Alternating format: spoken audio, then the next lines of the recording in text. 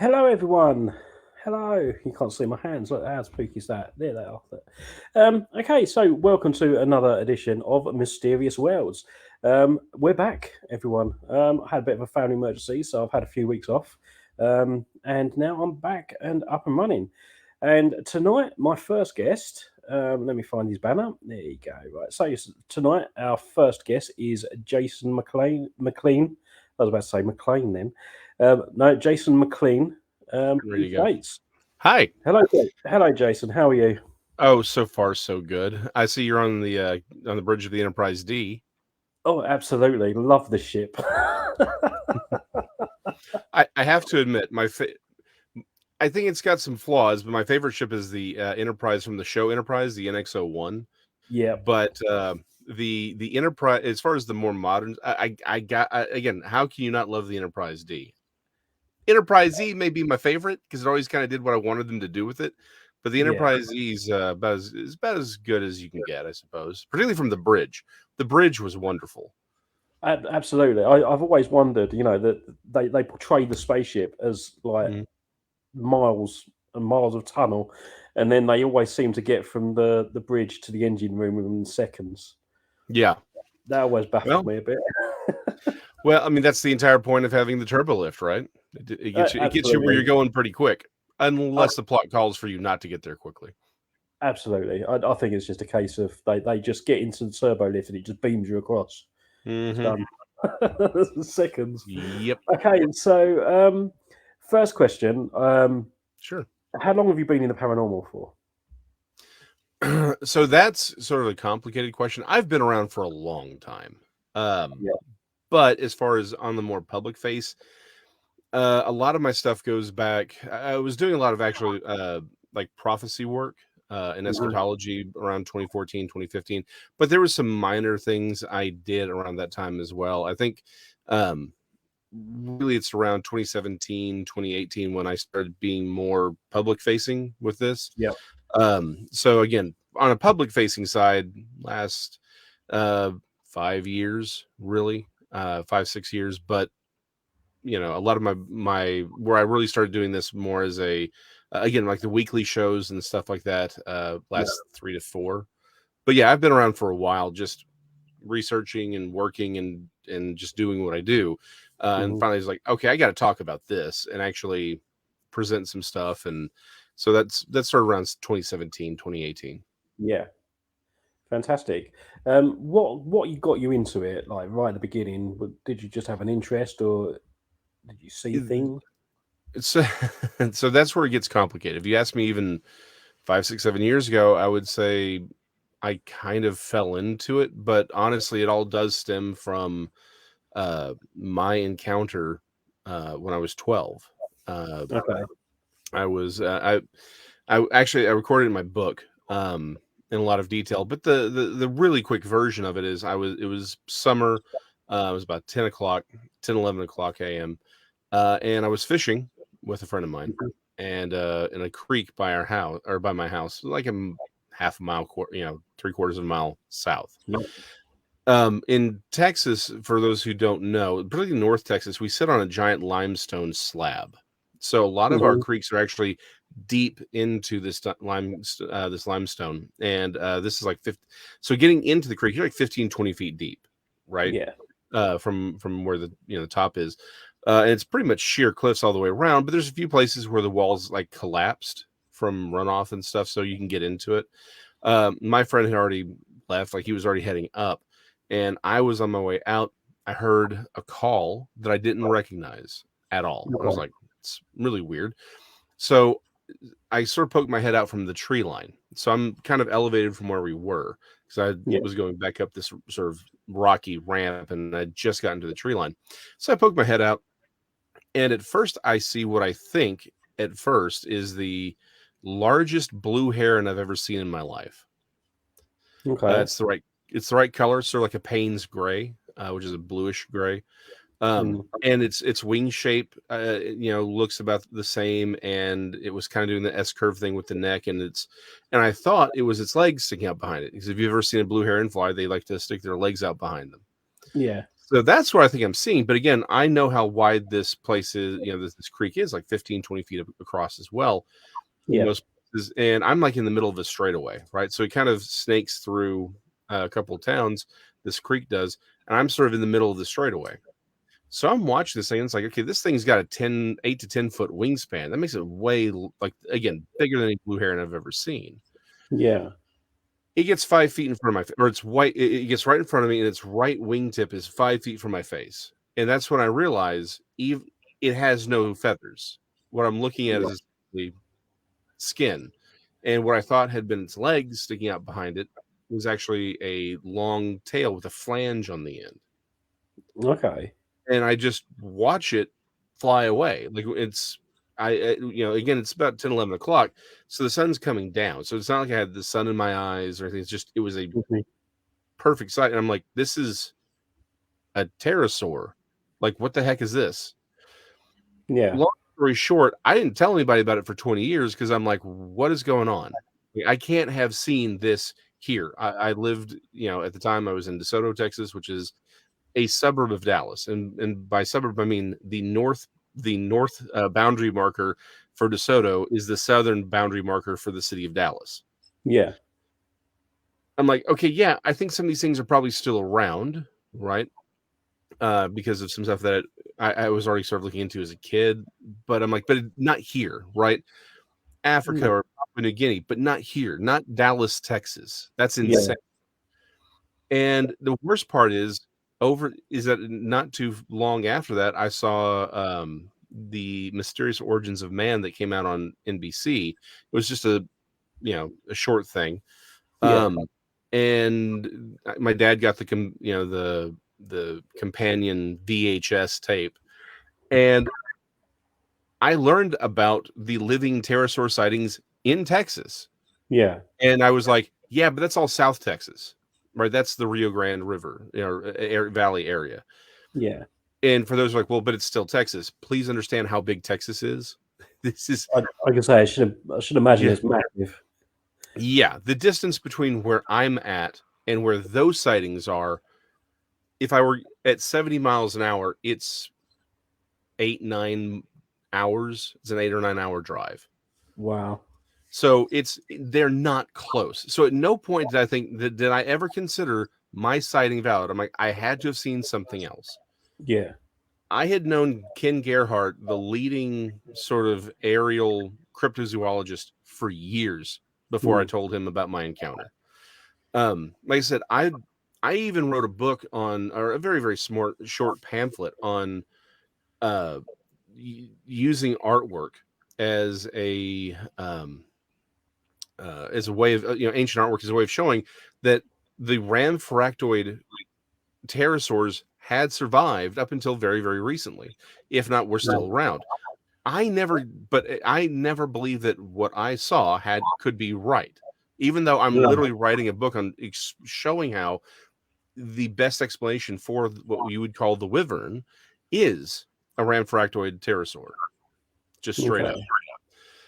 And it wasn't until again I sort of finally came forward with my experience. I started working on Metroplex Monsters. I finally was like, okay, this is what it is. And what happened was Ken, again, I was talking to him and Lyle Blackburn, and they're like, hey, we got these sightings in southern Oklahoma. You're the only one we know in North Texas that has this kind of sighting. So I go public, and I get a bunch of these sightings dropped in my lap immediately because everyone's like, oh, someone else has seen these things. Yeah. And they're all in the same pattern. Like they go literally from essentially where my sighting was. I have two other sightings that happened later in Okay. that all involve that same creek and same area. And then I have a few in Cedar Hill, which is just a little further west, and then Kennedale, which is just a little further west. Yeah. And then just north of that, there's a sighting in Fort Worth, like 8 miles north. And so there's, I have them out going through Crosbyton, which is just much further west. Hmm. It's a 5-hour drive from where I'm at now, which is just south of Dallas. Yeah. So there's a clear migration pattern with these creatures. they seem to be coming back to the same area. They seem to be going outwards, out towards the desert. A lot of accounts of people who didn't get a good look at, say, the specific creature in the air, but they all describe them as large birds, right? But Right. because usually it happens at night, right? Yeah. And they're just much, much larger than anything really should be. Mm-hmm. So what we have is a very consistent, um, you know, uh, description of these creatures, because the ones that I'm the biggest fans of, the ones that I put in my books, the ones I report on, tend to be daylight sightings. Yeah. It's early morning, or they actually pass in front of the high beams of a car, so that they can actually see them, right? Because there's a Okay. ton of I've got dozens and dozens of stories of people talking about these large birds, these mysterious birds whose wings are the size of a 2-lane highway, Yeah. but they don't get a good look at them because they're driving and they sort of come over and then bank away, but it's dark, so they don't ever get a good look. Yeah. So long story short, that's what kind of got me into this, and that seems to be my specialty. But the team I'm with over at Texas Front Porch, you can find them on YouTube, TEX''S Front Porch, Yeah. because it's his front porch. We go to Brown Springs, Oklahoma, which is just on the other side of the Red River, and it's an interesting area. We do a lot of Bigfoot research, but it's also a highly paranormal area Yeah. as well. So it's actually become a very good breeding ground for us to experiment with several ideas that kind of anathema in the Bigfoot community, but Mm. have really solidified a lot of ideas as well. Yeah. I mean, I've watched a few documentary programs on the telly in regards to the Bigfoot, Hmm. and some of what you said is quite indicative of the Bigfoot, Hmm. other than flying around. But Right. if these big bird-like creatures are flying around, why would they be like road level to see, to passing Hmm. headlights and things like that? That just I don't know, unless obviously they're just taking off or something. Right. No, and that's a valid question. There's a lot of at least with like the pterosaurs, like don't get me wrong, there's a large question as to whether or not some of these things may be paranormal, right? Yeah. Again, the ones I like are broad daylight sightings, right? Hmm. And there's a consistency and a pattern to them that indicates something that's more organic. However, where my sighting and several other sightings have occurred, in right smack dab in between all this, is literally an area called Witch Mountain in Cedar Right. Hill. Okay. And so there's a number of paranormal events that have been cataloged there. And very, very recently, I've been getting several accounts of massive orbs, or, they're calling them UFOs, but they're very, very orb like.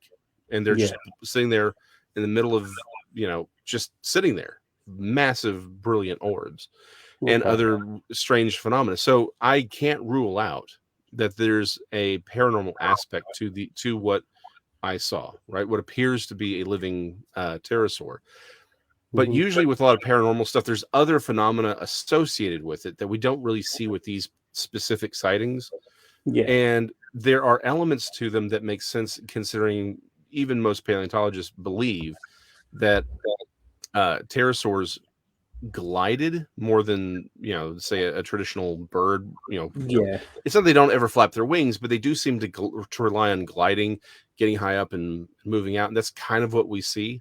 The Yeah. area that these things are seen in tend to be like you said, where I saw mine, it's 15 feet, and so essentially you have a nice little wind channel in this Yeah. creek. They're often sighted, again, Crosbyton, they're seen in sort of like these valleys, these very deep valleys that are there between the mesas. Yeah. And so again, even Witch Mountain itself, north where Dallas is, there's essentially this sloping plate that goes up just a little bit, but then there's just the solid drop, and then you get into what is originally called the Grand Prairie. There's actually a city called Grand Prairie after that, Okay. and it's just a massive valley. Well, again, if you follow the creek where I had my encounter, there's several other connecting creeks. Essentially, just leads you right out there, Hmm. and so it would be an easy place for these things to migrate to, lay, lay eggs like a sea turtle. Then they Yeah. leave, they go back out, and these things would, again, migrate west. They would simply go out to larger in areas as they get larger, and Yeah. would be able to catch larger updrafts and travel much further, much farther. And again, because we think of them as dinosaurs, but they're not. They're reptiles. They don't Right. have the same need from a caloric perspective, Hmm. right? So they don't necessarily have to be out and about the same way birds do. So you have a very small population. Their caloric intake would be very reduced. And if they're mostly nocturnal, these things would essentially be invisible, because even if you do see them, everyone says the same thing. Yeah. I thought I was looking at a stork. I thought I was looking at a heron. I thought I was looking at a pelican, because they do that S-curve thing with their neck, right? Yeah. They all look like something very common, but there has to be something that says, take a closer look at this thing, and then you Yeah. recognize it for what it is. So it's I it's suppose easy it's for more them to like the be. double take, isn't it? Exactly. And Yeah. most of us, right, I call it the green wall in Metroplex Monsters, where it's like we essentially live on these little concrete islands, and we drive on these little concrete bridges that we call roads. Hmm. And what do? We cut the grass all the way, for a few yards, and then there's this nice solid line where the trees are. And of course, what do? Yeah. We slope it so the rain washes off. Well, Yeah. that's where you have all these tall brushes and all these little trees popping up. You can't see more than 2 feet into that. No, that's And right. and so what you have, in fact, this is one of those things that you tell people. People have no idea what's going on. In Irving, the city of Irving, this is just Irving, not Dallas, but Yeah. essentially Irving it's the city west to Dallas, and it is essentially just a continuation of the concrete sprawl that is Hmm. downtown Dallas. Okay. They have anywhere from 1,000 to 3,000 feral hogs in Yeah. the city of Irving. No one ever sees them, but they cause thousands upon thousands of dollars of damage every year Yeah. because of this thing that I call the green wall. Well, the thing is, the green wall literally flanks all of these creeks and little crevices that snake their way around North Texas, because Yeah. that's where the water is.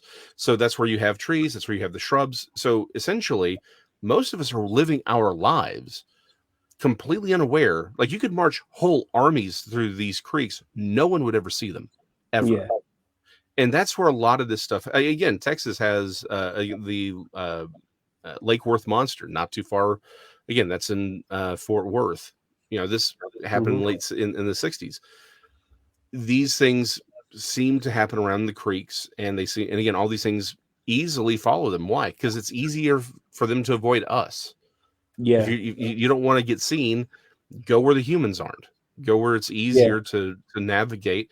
You've got water, you've got food. Why would they ever come out to be Yeah. like, hi? Absolutely. Yeah. I mean, So, it's like over in the UK in mhm, London. They do say that you're never. I think it's about 2 or 3 meters away from a rat, but you would mhm, never see them. right. They're in the gutters and under the ground, and yeah. Yep. So it's the same sort of thing, I should imagine. It's hidden in plain sight, isn't it? Oh, exactly. And again, going back to the pterosaurs, very, very small population, right? Yeah. Mostly nocturnal. That seems to be the going thought, is they seem to be mostly nocturnal. And again, there are known creatures that we study all the time that experts will go out, they won't find them, Yeah. right, for seasons at a time, like the wolverine. I was watching one of those specials on it, and they were saying, hey, this guy, he's a professional, this is what he does. He Yeah. studies these creature, known habitat, known food source, everything, and he can't find one for an entire season, Hmm. because these creatures survive by staying away from us. Yeah. And we think, well, what about bears and all this? Yeah, but think about how many black bears there are in North America, just the continental United States. And we don't even include the numbers from Texas. Yeah. But just the continental United States, almost 600,000 black bears. Yeah. That's a lot of bears. And That it's is. not like we're seeing all of them. No. 3 No. million, Exactly. yeah, 3 million feral hogs in the state of Texas. 3 Yeah. million. some of these things are hundreds of pounds, 500-600 pounds. Yeah. We don't see them that often. We see the damage they do, but we don't really see them all that often. So Yeah. you take a very small population, give them just a few things, we wouldn't notice them. No, exactly. I mean, the US is so vast as well. Mm-hmm. If someone wants to get lost and disappear, then they could quite easily do that. Yeah. Oh, absolutely. And this is one So, of those things that people don't get. Again, we're like, but there's people everywhere. Not really. mm, Not really. Just, and just a great example of how easy it is to disappear. The Atlanta City bomber, right? Back in the 90s, we had this guy who detonated a bomb yeah, at the Atlanta Olympics. And we knew who he was. He hid in a state park. He disappeared yeah, into the state park. We knew where he was. It is a 10-mile by 10-mile state park. Not that big. The dude eventually gave up like 15, 20 years later. He yeah, had to turn himself in. No one could find him. yeah. They knew what he looked like. They knew who he was. They knew where he was. That's how easy it is to disappear in forest, right? It just you just Absolutely. have to get a few feet off the trail and you're gone. Yeah. I mean, I've seen the documentary, The Missing 411, by Yeah. David Pollardis. Yes. Um, and, it was particularly about the hunters that disappeared when they were Yeah. basically like saying, "Oh, we went off and done our thing. We left, like my dad or whatever, on the tree over there. He was just sitting there, and then when we come back, his gun was there, and he'd gone. That never found him again, and just things Yeah. like that. Um, Yeah. and when that came up, actually, we done a show on it on another channel, and yeah, we got a guy from the US that was a hunter, and he said, these places are so vast, massively vast, that if you want to disappear, you could, that no one would ever find you, especially if you're a Yeah. hunter, because you know what you're doing in survival skills and stuff like that. But I should imagine, especially with the Bigfoot sightings and stuff, it is just literally a sighting. It's a very glimpse of something in the woods, and then it disappears. And Right. it's Essentially, so we're easy. seeing them when they cross into our world. That's it. Yeah, yeah, absolutely. I am intrigued with the Bigfoot stuff. I would love to go Bigfoot hunting. Um, It's a lot of fun if you like yeah, camping. It's basically just camping with ambition is all it is. absolutely. Sounds Um, good to me. yeah, exactly. And again, you have the right spots. So the thing with Bigfoot, and this actually does to tie back to my sighting, there's a lot of weird stuff that I don't think can be chalked up to purely um natural things, right? Yeah. Again, in my book, I've got a story about a lechusa that was seen in Dallas. And Hmm. essentially, for those of you who've never heard of the lechusa, it's the Spanish name for it. Essentially, it's a harpy. It is Okay. it's a person-sized owl with a woman's face. This is clearly a paranormal Okay. creature, right? And the stuff around it, this is clearly paranormal, but it's also physical. Like this thing it took physical form. It was bending trees while it was moving between them, terrorizing Yeah. this poor girl. And again, I've got several. It was weird. I got 3 different accounts of a gargoyle, not necessarily in the same area, Okay. but that was the words they used. Gargoyle. 3 different Yeah. cases within like a month. And they're like, "Look, I know this sounds crazy, but I saw a gargoyle," and they describe a gargoyle. Like, I don't know what to do with that. I'm like, I don't know what to do with it either. I mean, because it's the living dinosaur stuff in some of these others like the giant beaver. The my favorite is actually the Cadborosaurus. Hmm. It's an aquatic thing. Like, I know what to do with it because it fits it fits very easily within a biblical worldview, which is my Yeah. thing. That's what I'm here for. However, for these other things, really you just you try to say, look, it's paranormal. It's on that side of this veil. We Yeah. can't directly observe them. Like, you're never going to catch a lechusa in a net, right? Are they people who transform? If you do, it's going to be very unlucky. Exactly. It's like, I don't think you want that to happen. But No. you got questions like, are these paranormal entities that take physical form? Are they humans that are somehow transforming? You have to throw all that in the mix, and it's like, I don't know. I mean, if one shows up, I'll take a shot at it. We'll see what happens. Yeah, Um, that's it. Yeah. but beyond that, it's like, look, all we can say is it's paranormal. It is metaphysical. It is supernatural. It is spiritual, and it's on that side, which Yeah. means, I'm kind of out. I can't poke something with a scientific stick if it's paranormal. No, that's right. I mean, in the US, I mean, you've got a lot of Indian, Hmm. the Red Indians and that. They're sort of spiritual creatures. They talk about Hmm. the Bigfoot, but they call it the Ridge Walker. You got Hmm. ones that shapeshift, and Oh yeah. it could. So these are other creatures that are being discovered or being sighted. It could be the Hmm. same thing, but we're not Oh, going to know. exactly. We're not going to know Hmm. at all Right. until one of them is caught and witnessed to Hmm. shapeshift, and then you can Yep. go, that's what it is. No, precisely. And this goes back to the entire question, right? Once you start getting into the paranormal, there's an assumption that people that you saw this thing, that you're seeing it for what it is. And I don't, and Yeah. I think that's a bad assumption to make. I think it's very, Mhm. very clear that they aren't what they're presenting themselves as. Yeah. And if you look at, I like, for me, everything's pie, right? Pie charts, Yeah. preferably pumpkin, but the close cousin to the pie chart is the Venn diagram, right? You get the two circles. Hmm. Lots of things have overlap, and that doesn't bother me. I have problems when I see a Venn diagram that's basically the same, Yeah. right? And the parts that don't line up is how they look. You're seeing the same phenomena, same events, same everything. And it's like, okay, is it more likely that we're seeing a thing that is simply taking different forms, and it's all the same phenomena? And Yeah. for some people, they don't like that question, right? Mm. Again, I do think there's a physical Bigfoot. I think there is a physical Bigfoot out there. I mean, as a species, I think there's reason to believe that, or at least not even believe, but to work from that hypothesis. Yeah.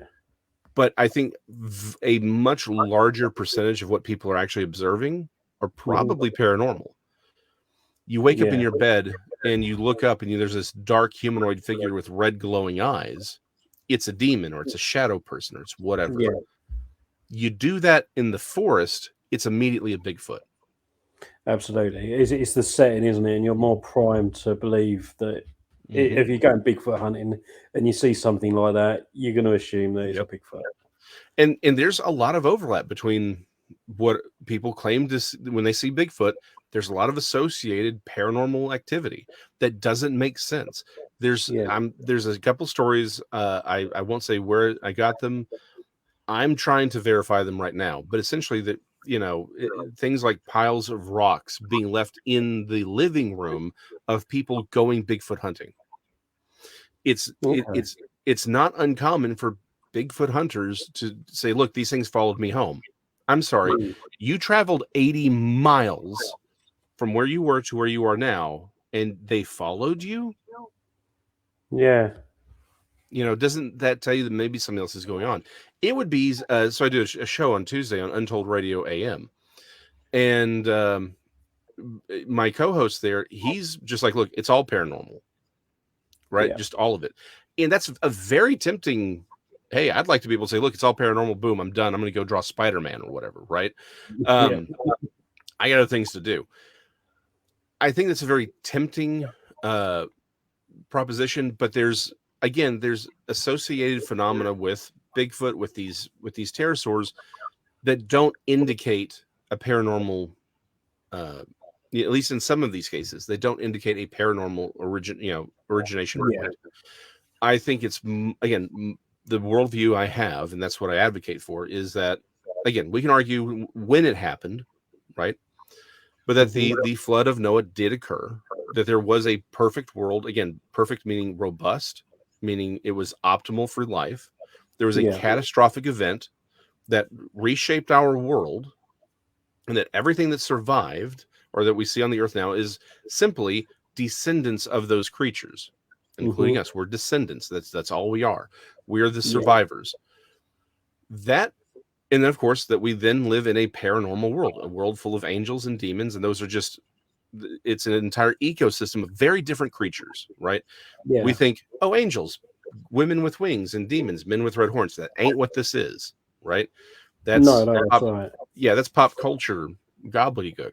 This is an Yeah. entire ecosystem of very different creatures, all with different abilities, different zones of influence and agendas. So it's like, as far as I'm concerned, that matches what we see, right? Yeah. Creatures that are everything that we see today, we have in the fossil record. They're just smaller.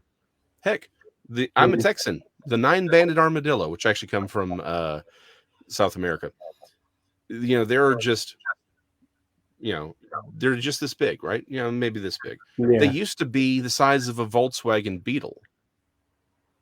Yeah. They are smaller. And okay, to Wild Bill's point, there have been a number of massive events in human, that people, and everyone records them. But every ancient culture says, look, there was an event. There was one very catastrophic event that wipes everything out and reshapes it. And then there were definitely other cataclysms after that point. Mm-hmm. But there was one thing that just reshapes the earth, and that's the earth that we see. This is why we have animals in areas that we don't. It's like we have marsupials in America, and we have marsupials in Australia. Ain't nothing in between. Yeah. Right. And again, everything we have now has a much larger, much more robust, healthier predecessor in the fossil record. And even the fossil record itself calls a lot of assumptions that we make into question.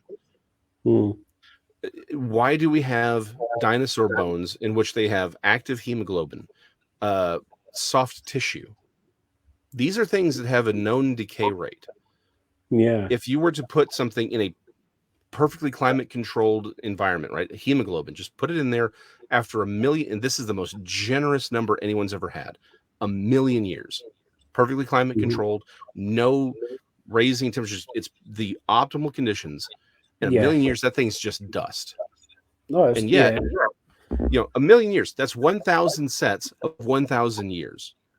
And yet we have bones that are supposed to be 70 million years old that have active hemoglobin that we can check and say, oh, look, they're related to chickens because the antigens respond to them. That I'm sorry, that it doesn't just beg credulity. It's that, any theory that this is 70 million years old is blown out of the water by the fact that we can reactivate the soft tissue.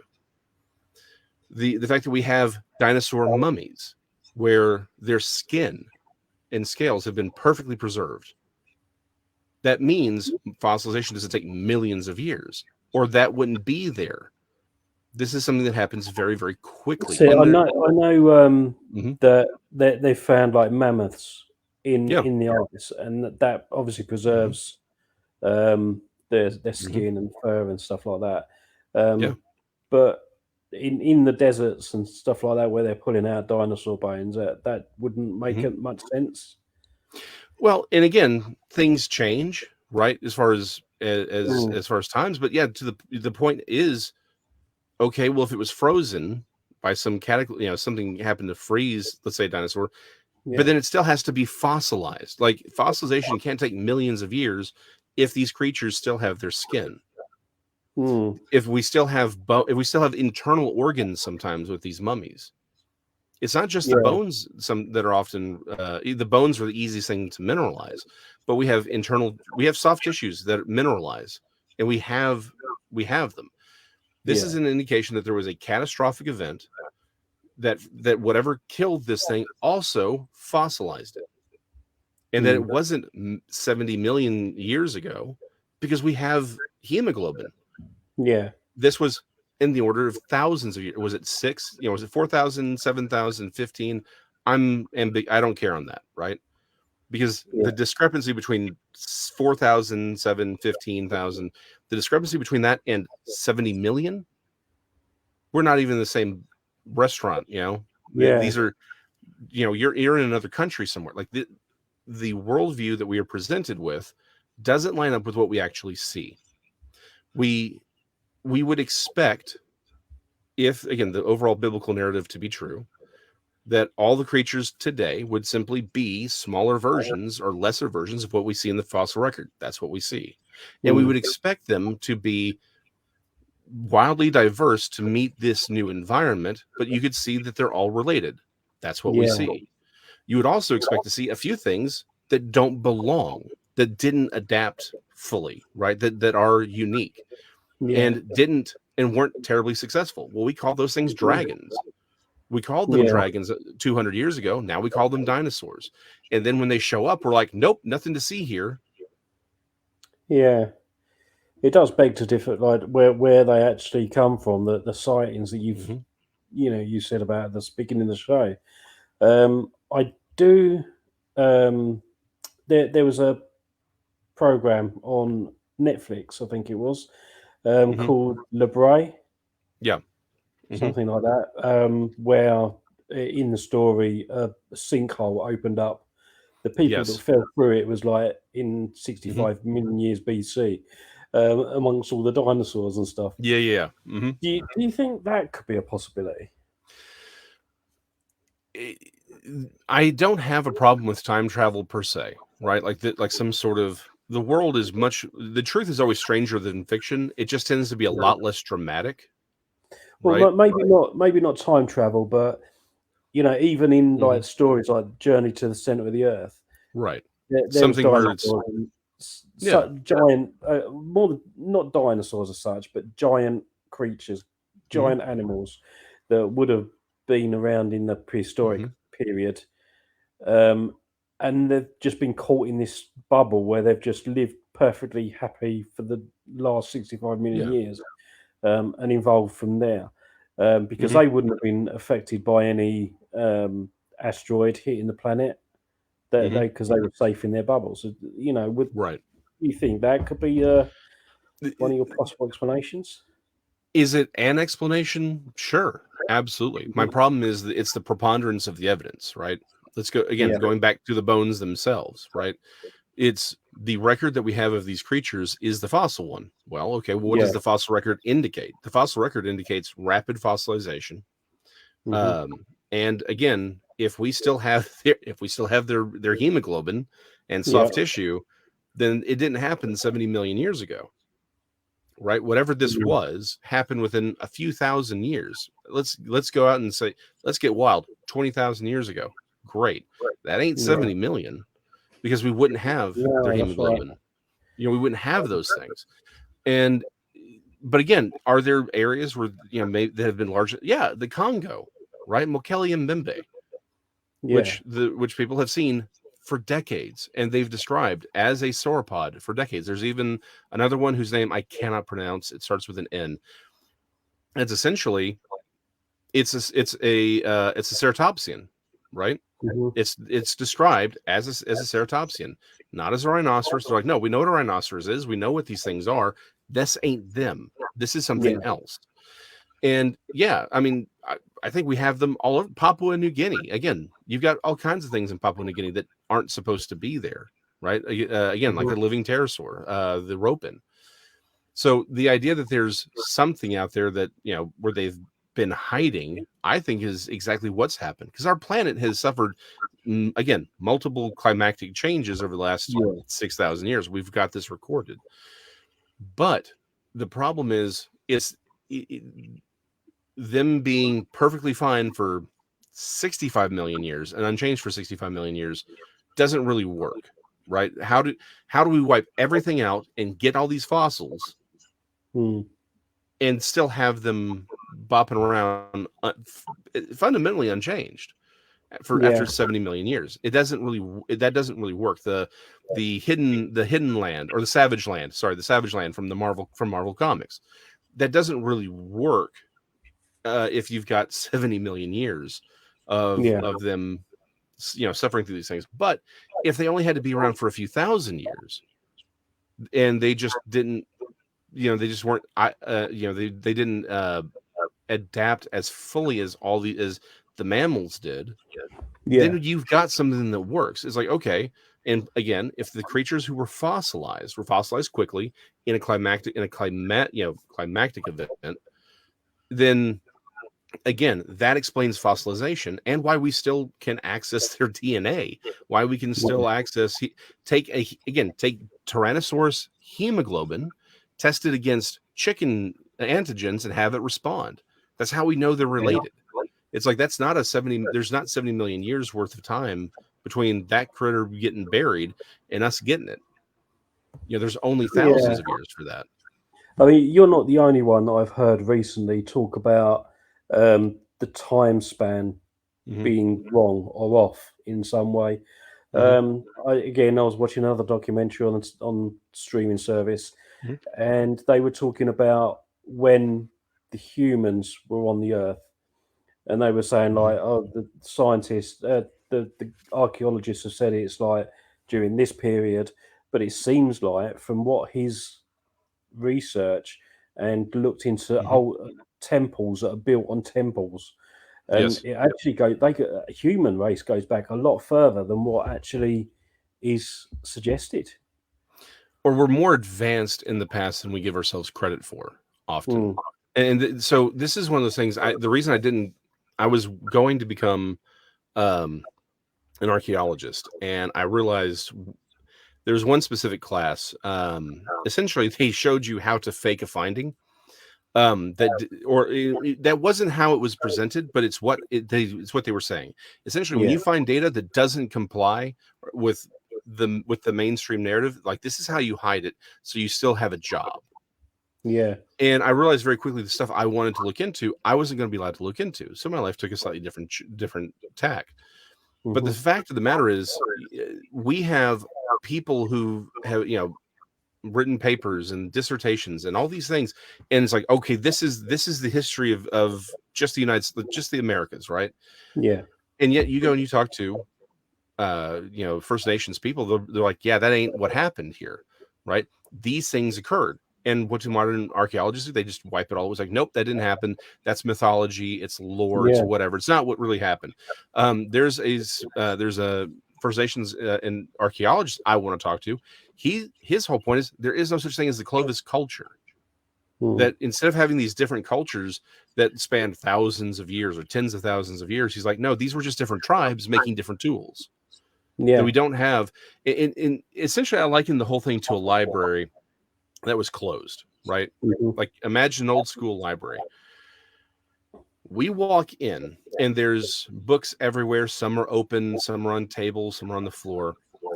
We have to decide, was there an earthquake that just took the books off and put them in places? Or is this the byproduct of people coming in and just doing research in this library? Yeah. We have to have a conversation about that. But imagine the person who says, no, it was an earthquake, shuts up everyone who disagrees with them, and then takes all the times. We're like, well, if it was an earthquake, why do we have books that would clearly have come from different parts of the library all stacked in an order? Yeah. Why do we have them turn to specific pages in this book over here in the books associated with it are on the same topic? That indicates that this wasn't random. And they take that and say, nope, you don't get to talk about that. You don't get to present it. No one gets to hear about it. That's the world that we live in. You can find papers where academics were like, yeah, there are probably dinosaurs still around in the early 1900s. But by World War I, everything was shut down because the modern Darwinian mainstream view was very, very popular amongst certain global elites, where they're like, you know what? We like this idea. We like this theory. We like this idea. This gets the money. And anyone who says, hey, I don't think this is the right idea, you become a florist. Yeah. And that's not a random job pool. There's an archaeologist working in the Americas. She was actually working. She was an American archaeologist. She was about to get tenure. She did a dig in Mexico, found stuff that doesn't comport with the modern narrative. Yeah. And she's like, no, I'm going to publish it. They shut her down. She's a florist now. The guy that was on this documentary, he's very much like that. He found, I think he was doing, is it LiDAR that sees through the canopy of the trees? And he actually found like a few other like mounds that were pyramids. I think it was Mexico. Oh yeah. And he looked at the evidence and stuff, and it predated everything the archaeologists have said. So it would turn literally the history on its head. Mhm. And when he Yes. goes to present this stuff, he's shunned. He's shunned by the Mhm. scientific community, and it's ridiculous. But I suppose they've Mhm. got their interests to protect, haven't they? And Yes. they're doing it very well. But hiding the truth, Yes. it's Mhm. not good. Well, again, it's like if we've got living dinosaurs, if we have other creatures that should have they're supposedly been dead for hundreds of thousands of years, or Hmm. millions of years in some cases. Again, is the physical Bigfoot a Gigantopithecus? Is it a Is it a human? I don't know what it is. Right, the Yeah, physical one, the parent. But whatever it is, we probably have it in the fossil record somewhere. If we live in a world that has paranormal creatures, that have entities that again, then we don't have the worldview, or we don't have the world we live in is not the worldview we've been sold. yeah, It isn't what it doesn't show. It's not what shows up in your science textbooks. It isn't what we teach the kids, and it isn't the philosophy that people who rule the world are ruling by. Right? yeah. They're telling us that we're just cattle that got lucky, which is why we're Mhm. smart, that we're essentially cosmic accidents, therefore we have no transcendental value, and therefore they can do whatever they want to us. They can rule us however we want, Yeah, right? Yeah, to Wild Bill's point. Yeah, exactly. The Cherokees had pyramids. Even the mountains themselves are indications of an advanced society. The Mayans, there are tribes in Georgia, Florida, that where the word Maya is in their name. They were yes, satellite. They were satellite tribes. The Americas were way more abundant. There's plenty of reason to think that there was ancient contact with the Americas. The yeah, copper from the Great Lakes, we found float copper in the Mediterranean. It's very, very likely that the copper that really fueled what we call the Bronze Age came yeah, from North America, and when they lost the Antikythera device, they couldn't make the trip anymore. That supply of copper shut down. You have the Bronze Age collapse, which no one knows why it happened. mm, But if you don't have the copper for your bronze, there you go. yeah, You have an economic collapse, which is what we see with the Bronze Age collapse. There's genetic evidence that shows that maybe that people were coming from the steppes, right, from the Euro-Asian steppes. They migrated here only 1,000 years ago or 2,000 years ago. That around the same time that you've got a lot of these horse, marauding uh, cultures in Asia going all the way into Europe, that some of them came here, and that they are part of this wave. That again, the Mayan mhm, collapse. Why did the Mayans disappear? Well, maybe because people showed up, they destroyed the culture. They then yeah, become the Aztecs and some of these others, and the Plains Indians. There's reason to think that we've got evidence that ancient Hebrew people made it to this nation. Same thing with ancient Celts. Same thing with ancient Romans. Like apparently everyone made it here. The Chinese made it here. yeah, Everyone seems to have made it to the U.S. or to the Americas, but nobody wants to talk about it because it throws off this idea that, oh, we were just dumb and now we're smart. That's the idea, because yeah, that's the evolutionary thing is, okay, we were dumb and now we're smart. But again, biblical worldview says no, we were always smart. You have this cataclysmic event, yeah, a very advanced culture was destroyed, and that culture spreads out, and then from that, everyone starts building new cultures and infighting and moving from place to place. And that's mhm, again, that is more indicative of what we actually see, and that cultures that we think of as primitive, like the people who built Stonehenge, where you're from, right? yep, There is no reason to believe that people who built Stonehenge couldn't have built a pyramid, except for population size. In order to do yeah, something like the pyramids, you need a large population. They didn't have that, but they had the same math. They had the same understanding mhm, of celestial bodies. There's no reason to yeah, think they couldn't have built them. They just didn't have the population to. And that seems to be in a lot of these ancient cultures the thing. they didn't have the population to build this, but they had the knowledge, which is why you have burial. Again, we call them burial mounds. They're not really burial mounds, but they have all the same mathematics. They have all the same precision alignment. They didn't have the workforce, because if you're building a pyramid, you've got to have a lot of people to feed the lot of people building things. Yeah. Right. It takes a lot of manpower.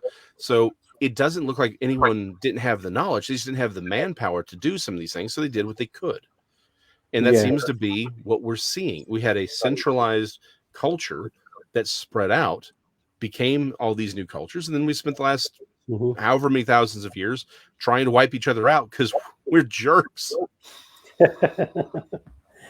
Yeah, no, I know what you mean. With the Stonehenge in particular, they actually found relatively recently that on the outside there's wooden posts as well, so it would have been a lot bigger structure, and they do keep changing their minds on what it could be. Yeah. Personally, I think it was a religious place where people would go to sell their goods. That makes perfect sense to me. The place where it is, it's quite central to that area, so it would have been perfect. And going back to the days of Jesus and Nazareth and all the Middle East sort of areas, places of religion there were places where they would have stores to buy your produce. So I think it's just an offshoot of that. They come over, they built it, and people come from miles around to sell their wares. That's about it. It's a centralization. That's all it is, and and again, that's how humans operate. What do? We put our places of worship, we put our markets, we put them all in the same place, and then we will go home. That's how we operate. Again, what was it used for? I'm ambiguous. Like, okay, let's just see what the data says. We keep finding new stuff anyway. I don't think we have to be 100% decided on everything. We can just say, well, where's the data? Where does the data lead us? But the broader data is kind of clear on this. The story we're being told in the mainstream isn't about what the world is. Doesn't comport with what we actually see in the world. We see living dinosaurs. We see paranormal activity that doesn't make sense. We see archaeological discoveries that don't make sense from this worldview, but they make a heck of a lot more. Exactly. Towns and cities is what we call them. Yeah. And but it makes a lot more sense from what I would argue is the biblical worldview, that there was a better time, a more robust time. That time was destroyed. Everything survived post that. There was another event that separates humanity. We go out. So we have that same knowledge of how to do these amazing things. But then over time, between wars and building these new civilizations and other catastrophes and other plagues and other rambunctious animals, right? Like sometimes that knowledge is lost. Sometimes the people who knew it are lost. Things just regress. I was just not the newest episode, but it's one of the episodes of The Last of Us. One of my favorite scenes, because I grew up a mechanic, and I just absolutely hate all these post-apocalyptic films where gasoline has been sitting around for 20 years and it's perfectly fine. There's the scene where he addresses, again, no spoilers, but he addresses the fact that the gasoline isn't what it used to be. It's basically water now because it's deteriorated. I'm like, finally, somebody mentions this thing, right? Like Mad Max would have been a lot less interesting if gasoline behaved the way it does. But there's a scene where he's siphoning out gasoline from this car to put in a fuel tank. And the girl he's with asks him, well, how does it work? And he goes, and he tries to explain it, but he doesn't understand why it works. He just knows that it works. Yeah. Right. And oftentimes that's how history has gone. We had this technology. Think about it. Somebody drops an EMP right now. We would go back hundreds of years. We would know how to use a computer, but we couldn't rebuild it. We even couldn't tell you how it worked. We would just say, look, we used to have computers. Yeah. You just turn them on, push the button and they come on. Exactly. So there's a lot of this. So a lot of knowledge that we have would just disappear because we could only transmit certain amounts of information to our descendants. In 2 generations, so much information would be lost. If you have, again, some marauders come through, they kill the wrong people, diseases come through, they kill the wrong people, that knowledge is gone forever. And so it's just essentially people would decay, and then the technology would go down, and then we'd have to relearn stuff. And that's what we see from an archaeological perspective. In fact, if anything, all these ancient cultures were very advanced, and then they collapsed, and then they built back up and collapsed again. They built back up, and now here we are on the deck of the on the bridge of the Enterprise D. Absolutely, yeah, yeah. That's it. Well, we've got about 4.5 minutes for the end of the show. You said you've got a book. Yes. Where can people buy that? Let me snag it real quick. Hold on, I have a whole spiel. If a smarter person would have had this ready to go. Yeah.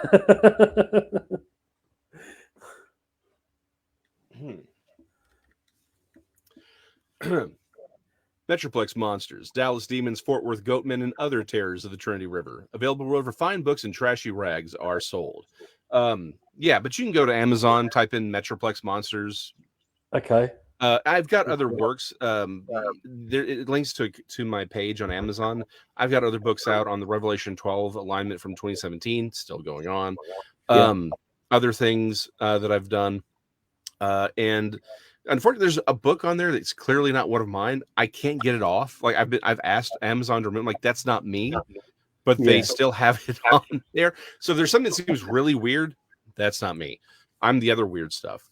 Okay. Or you can go to sirupapers.com, sirupapers.com. It's my website. I'll be updating here in the next month. I'm relaunching the show. But it's got links to all my books as well. You can find me on Texas Front Porch, doing Jason McLean Questions Everything every Wednesday. Again, Texas Front Porch, TEX' Front Porch, because it's his front porch. And then on Tuesdays, like today, I'll be on Untold Radio AM with Dean doing Mysterious Library. And I do have another channel, Siru Papers, but it's we're going to have new videos out on that in the next month or so. I'm refreshing that. Okay. And if anyone's got any sightings or anything else they want to contact you over, is there anywhere in particular they can go for that? You can just email me at Siru Papers, SIRU Papers, at yahoo.com. And again, or you can go to Texas Front Porch. It has the links to all of our stuff is in the doobly-doo, and we can take you can give your sightings to Tex, you can give them to me, you can give them to Bigfoot Michigan Rob. But yeah, again, you can just go to sirupapers.com, SIRU papers.com. That's got the links to everything and everyone. And again, to all the books. So if if you're like, I don't know about Bigfoot or living pterosaurs, but I want to know a little bit about eschatology, well, I got some books there for you as well. And then again, Siru Papers on YouTube. Again, that's got links to everything.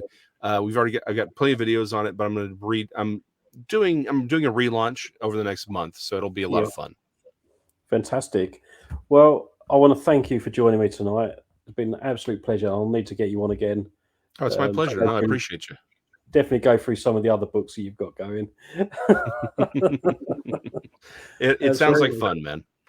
Yeah, brilliant. Okay, so thank you for joining me, and thank you everyone that's been in the chat room. And if you haven't been in the chat room and you're watching it later, thank you for watching it later. Brilliant. And I shall see you all again next week. Bye-bye, everybody.